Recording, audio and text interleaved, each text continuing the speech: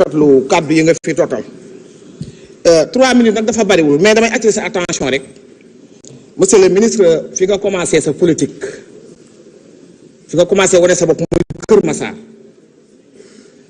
may wax ne 2018 bi nga fay mitin bu mag bi may rendre hommage ndeysaan Mariama Sagna ci lañ ko reyoon defe naa ni Kër Massar googu tey war nga leen a bàyyi xel bu baax jeune Kër Massar nag yónni ma ndax li tax yónni ma mooy jox nañ la lépp defal nañ la lépp fal nañ la président indi la majorité assemblée nationale te yaakaar bi ñetti élection locale yi am na lu ñu la jox ndax Kër Massar mun naa ne département Kër Massar 6 communes yëpp yaa ko gagné yaa ngi ñi nga àndaloon.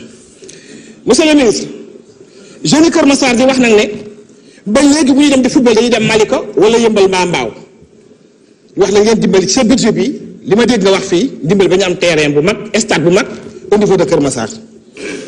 monsieur le ministre sunu président bu baax bi fi jógee woon mu maître Abdoulaye Wade moo ñu jëkk tabaxal centre de santé au niveau de Kër Massar Nord ak Yëmbal Nord mais tey population bi nekk Kër Massar war nañ xam tey war nañu am tey hôpital mucc ayib ou bien ñu yokk seen plateau médical bi ci centre de santé yi. monsieur le ministre am nañ benn lotissement boo xam ne mu ngi Kër Massar lotissement administratif lañ koy wax 11900 am na 1928 parcelles ak beneen 10 lotissement yu ko wër.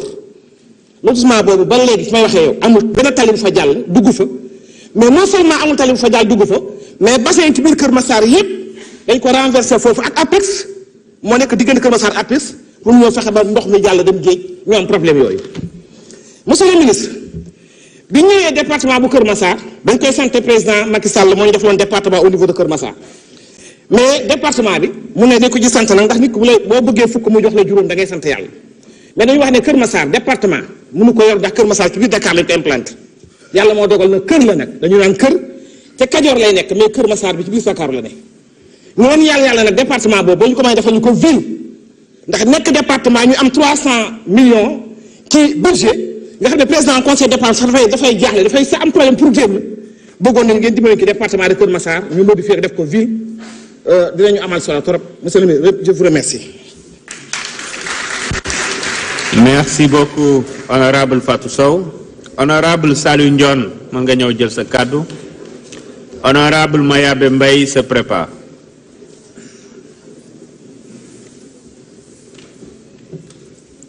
Merci beaucoup Président.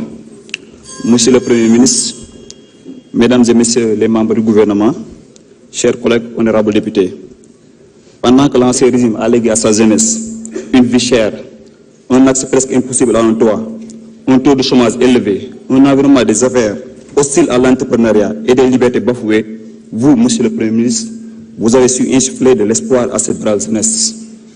Celle-ci qui représente 75% de la population est aujourd'hui au cœur de vos préoccupations. Les éléments de ce constat sont clairement exposés dans le communiqué du premier conseil des ministres de votre gouvernement en date du 9 avril 2024, où il est indiqué que la jeunesse, l'éducation, la formation, l'entrepreneuriat et l'emploi des jeunes et des femmes figurent en tête des priorités de l'action gouvernementale. Donc, kooku doon wax ne dañoo fàtte famille maa ngi koy delloo ci conseil du ministre du 9 avril 2024. Votre démarche fondée sur le Jub Jubal Jubanti, l'agenda national de transformation Sénégal 2050 et cette déclaration de politique générale ambitieuse et porteur d'espoir confirme cette vision. Monsieur le Premier ministre, tout ce que j'ai à vous suggérer, vous et votre gouvernement, c'est de faire de l'épanouissement de la jeunesse non seulement une priorité, mais une véritable urgence. C'est bien l'heure de vous entendre parler de l'Observatoire national de l'emploi. Ça vient à son heure. Parce que, Monsieur le Premier ministre, nous ne disposions pas d'une véritable politique nationale de l'emploi. Et cela a favorisé une désarticulation des interventions des différents départements ministériels autour de la question de l'emploi.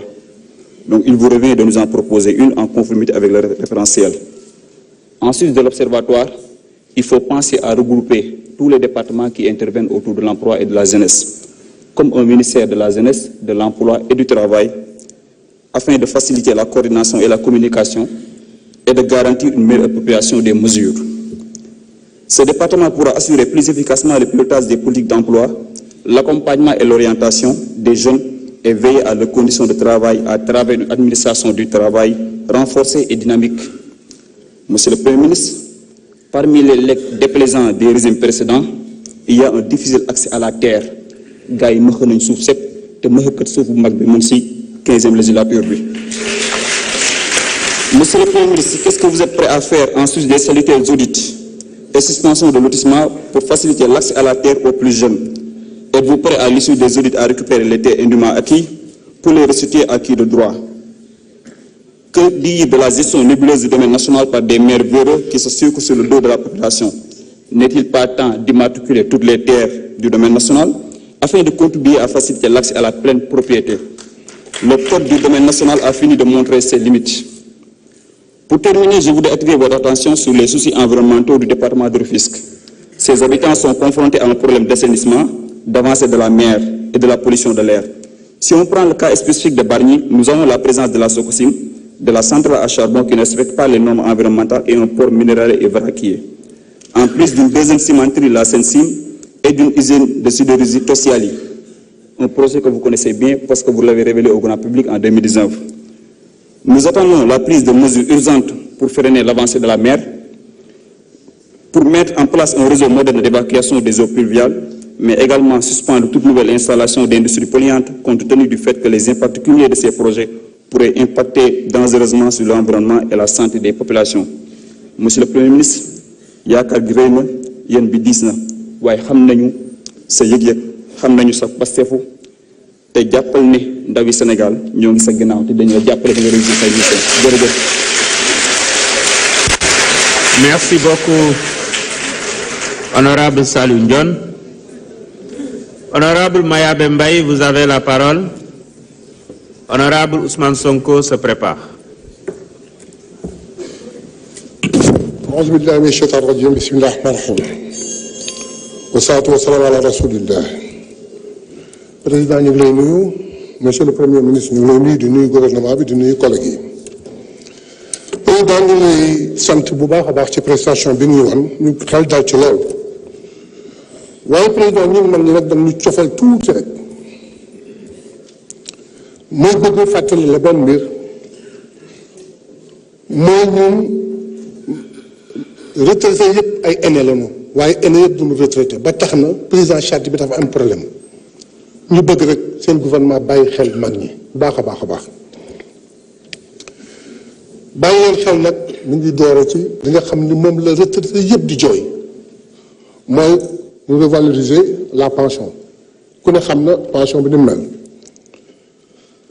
plan Sésame bi ñu audité ko def ko mu gën a ñooy li ca des nag mooy président boo toogee ba mu ñor bala ngay yëkkal ñi fi nekkul waaye xanaa nga yëkkal ñi fi ne je m'explique dañuy wax ni sur les ressources venant du pétrole am na pourcentage bu ci dencal la future génération